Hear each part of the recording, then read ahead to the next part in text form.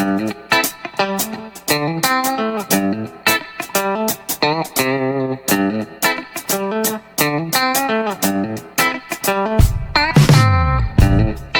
guys, welcome back di channel kita yang bahas hal-hal serius tapi dibikin chill.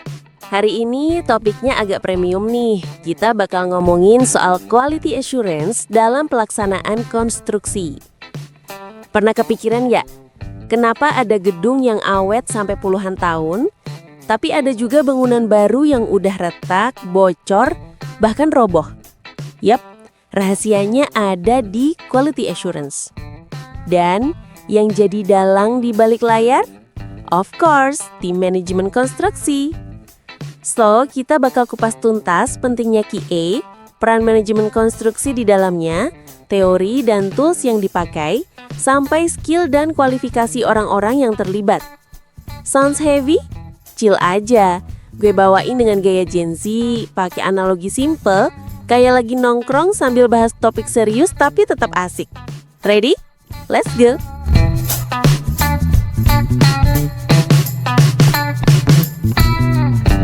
Pertama, kenapa sih QA ini penting banget di dunia konstruksi? Gini, kalau kualitas itu hasil akhir, maka quality assurance adalah proses buat nyampe ke situ.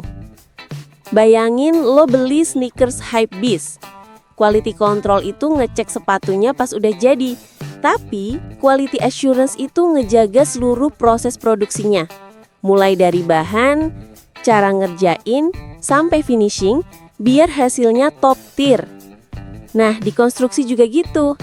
QA itu ngejaga proses, bukan cuma ngecek di akhir.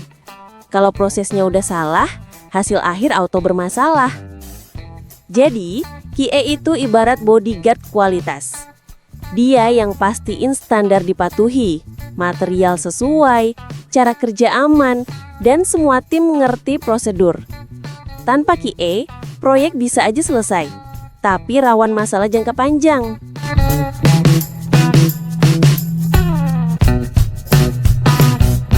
Lanjut ke peran manajemen konstruksi. Mereka itu kayak konduktor dalam orkestra.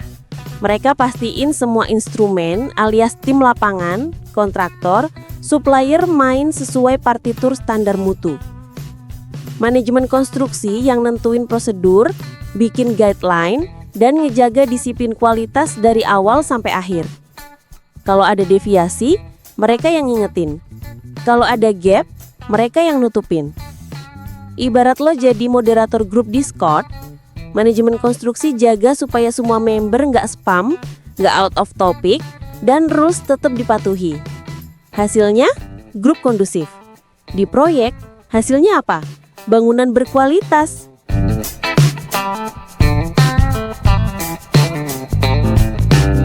Sekarang kita ngomong teori dan tools. Ada standar kayak ISO 9001 buat sistem manajemen mutu. Ada juga QA plan, dokumen yang ngebimbing step by step QA selama proyek. Metode Total Quality Management atau QM juga sering dipakai. Fokus ke perbaikan berkelanjutan. Dan jangan lupa, ada tools digital modern, software QA, aplikasi inspeksi lapangan, sampai integrasi dengan BIM atau Building Information Modeling buat nge-track mutu secara real time. Analoginya gampang, kayak lo pesen makanan online. QA itu bukan cuma ngecek makanannya pas sampai, tapi ngejaga proses dari dapur, packaging, sampai delivery biar tetap aman dan sesuai ekspektasi.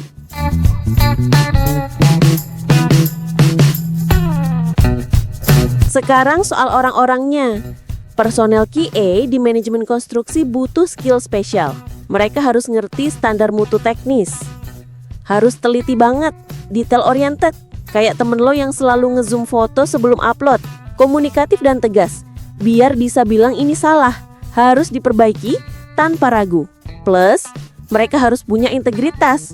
Karena ngurus kualitas itu kadang bentrok sama kepentingan biaya atau waktu. Intinya, orang QA itu kayak referee di pertandingan. Mereka nggak ikut main, tapi mereka pastiin gamenya fair, sesuai aturan, dan aman buat semua.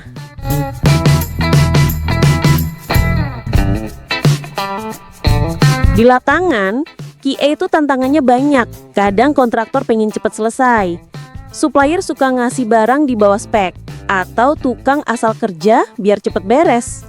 Disinilah QA tim manajemen konstruksi harus tegas. Mereka inspeksi rutin, bikin laporan. Kadang stop pekerjaan kalau ada yang out of standard. Ibarat lo lagi bikin konten.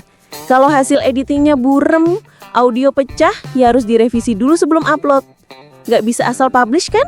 Nah, QA juga gitu.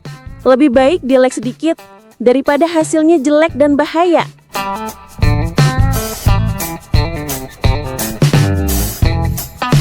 So guys, kita udah ngobrol panjang soal QA. Kesimpulannya, quality assurance itu bukan pilihan, tapi keharusan. Manajemen konstruksi adalah aktor utama yang ngejaga proses, pakai teori dan tools standar, didukung orang-orang dengan skill dan integritas tinggi. Tanpa QA, proyek bisa aja murah atau cepat, tapi kualitasnya rawan gagal.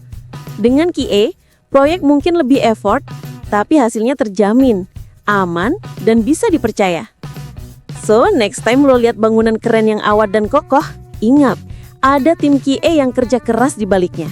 Oke guys, segitu dulu deep dive kita hari ini. Kalau lo suka konten pelan, jelas, tapi tetap asik kayak gini, jangan lupa like, share, dan subscribe. See you on the next content. Peace out.